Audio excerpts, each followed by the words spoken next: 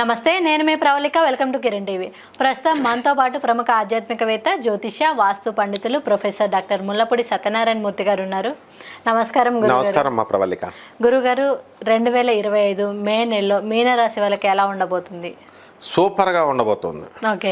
వీళ్ళు కూడా ఎప్పుడు మందు పార్టీలు, ఫ్రెండ్స్ పార్టీలు అని చెప్పి తిరిగే వాళ్ళు దేవాలయాలమ్మటా తిరుగుతారు. వీళ్ళు కూడా మీనరాశి. ఓకే. గతంలో మేము బెట్టింగ్లు కాసామండి, లాస్ అయ్యామండి, వ్యాపారాల్లో లాస్ అయ్యామండి అని బాధపడేటటువంటి వాళ్ళంతా కూడా ఈ మే నెల కాస్త రిలీఫ్ వస్తుంది. అంటే మొన్నటి మీద కొంచెం బాగుపడింది, ఇంకా పూర్తిగా బాగుపడలా. ఏలినాటి శని ప్రభావం అధికంగా ఉంది వీళ్ళకి. కుంభరాశి వాళ్ళ కంటే ఏలినాటి శని ప్రభావం ఉన్న 5వ ఇంట్లో గురుడు వచ్చేస్తున్నాడు, వీళ్ళకి లేదు. కాబట్టి స్థాన చలనం కనబడుతుంది. విదేశాలకు వెళ్ళిపోవడానికి అవకాశాలు కనబడుతున్నాయి, వేరే ఊర్లు వెళ్ళిపోవడానికి అవకాశాలు కనబడుతున్నాయి, విద్యార్థులు చదువులో ఫెయిల్ అయిపోవడానికి అవకాశాలు కనబడుతున్నాయి. ఫ్రెండ్స్ పార్టీలు ఇలాంటి వాటిల్లో ఎక్కువ నిమగ్నం అవుతే చదువు ఏమైపోతుంది. కాబట్టి ఈ ఫారెన్ వెళ్ళాలనుకునేటటువంటి వాళ్ళకి ఉచితమైనటువంటి సమయం.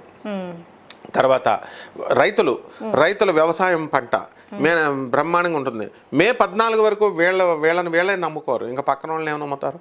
అలాంటిది మే 18 దాటిన తర్వాత వీళ్ళందరూ కూడా కాస్త మెటీరియలిస్టిక్గా తయారవుతారు. కాస్త మనశ్శాంతి లోపము అనేటటువంటిది ఉంటుంది, కానీ సక్సెస్ అనేది ఉంటుంది. ప్రమోషన్స్ వస్తాయి, చేసేటటువంటి ఉద్యోగానికి ఏమాత్రం ప్రాబ్లం లేదు. అన్ని వ్యాపారాలు బ్రహ్మాండంగా చేస్తారు. డిపార్ట్మెంటల్ స్టోర్స్, కిరాణా వ్యాపారాలు, తర్వాత బట్టల వ్యాపారాలు, అన్ని ఫీల్డ్ బ్రహ్మాండంగా ఉంటాయి. సేల్స్ అండ్ సర్వీసెస్ కూడా చాలా చక్కగా ఉంటాయి. సినిమా రంగము, టీవీ రంగము, తర్వాత ఈ యొక్క మీడియా రంగంలో అందరూ కూడా చాలా బ్రహ్మాండంగా ఉంటారు. ముఖ్యంగా దేశమంతా కూడా సుభిక్షంగా ఉన్నట్టు చక్కగా ఈ మీనరాశి వాళ్ళందరూ కూడా మనశ్శాంతిగా ఉంటారమ్మ. ఇది 14 గురు సంచారము, 18 రాహుకేతు సంచారము, అంటే దీనికంటే ముందు బాగుంటుందా, దీని తర్వాత బాగుంటుందా వీళ్ళకి పర్టికులర్గా చూసుకుంటే? లాస్ట్ మంత్ కంటే ఇప్పుడు కొంచెం బాగుంటుంది. లాస్ట్ మంత్ వరకు రాహువు శని ఇద్దరు కూర్చున్నారు. ఏం చేయాలో తెలియదు, పని రేపు చేద్దాం బద్దకిస్తూ ఉంటారు. రాహు ఏమో అనుమానాలు పెడతా ఉంటాడు, ఆయన పక్కకి వెళ్ళిపోయాడు. కాబట్టి ఈ రాహు ఒక్క పీడ ఉంది తప్ప మిగతావన్నీ కూడా బాగున్నాయి వీళ్ళకి. వీళ్ళు ఎలాంటి పరిహారాలు చేసుకోవాలంటారు? రాహు జపం చేసుకోవాలా, రాహు స్తోత్రాలు చదువుకోవాలా, రాహు కిలోంపావు మినుములు నావపేట రంగు ఉన్నటువంటి వస్త్రాల నుంచి పేద బ్రాహ్మణులకి శనివారం నాడు ఉదయం 8 గంటలకు దానం చేసుకోవాలా.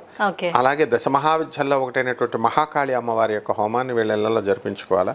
పేదవారికి దాన ధర్మాలు, వికలాంగులకి దాన ధర్మాలు, తర్వాత సాధువులకి దాన ధర్మాలు చేసుకోవడం ద్వారా మంచిగా అయిపోతుంది.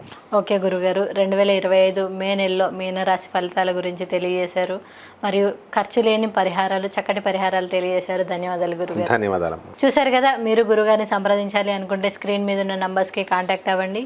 ఈ వీడియో కనుక నచ్చినట్లయితే లైక్ చేయండి, షేర్ చేయండి. మరిన్ని ఇలాంటి వీడియోస్ కోసం మా ఛానల్ని సబ్స్క్రైబ్ చేసుకోండి. Thank you.